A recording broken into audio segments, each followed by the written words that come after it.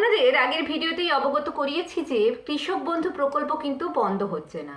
স্ত্রী অন্নপূর্ণা ভান্ডার পেলেও আপনি পেতে চলেছেন কৃষক বন্ধু প্রকল্পের টাকা। কিন্তু এবার একটা বড় আপডেট রয়েছে।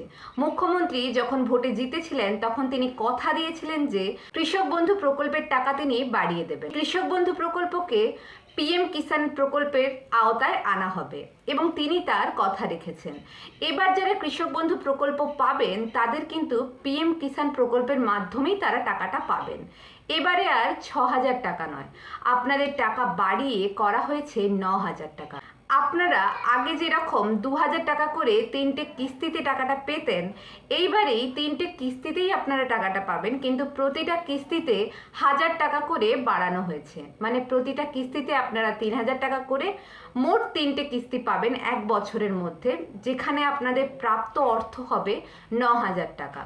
কিন্তু সবাই এই টাকাটা পাবে না।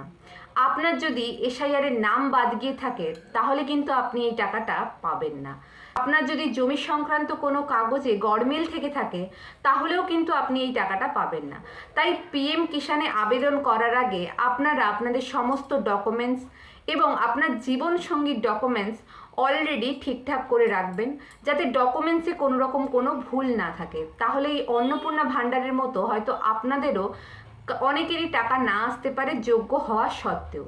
তাই এই বিষয়টা একটু খেয়াল রাখবেন, কারণ অন্নপূর্ণা ভাণ্ডার প্রচুর যোগ্য মানুষের নাম বাদ গেছে, সেজন্য প্রত্যেকটা মানুষ বিচলিত রয়েছেন। তাই আপনারা এর পরবর্তী কোনো প্রকল্পের আওতায় আসার আগে আপনাদের ডকুমেন্টস সমস্ত কিছু ঠিকঠাক করে আবেদন করবেন।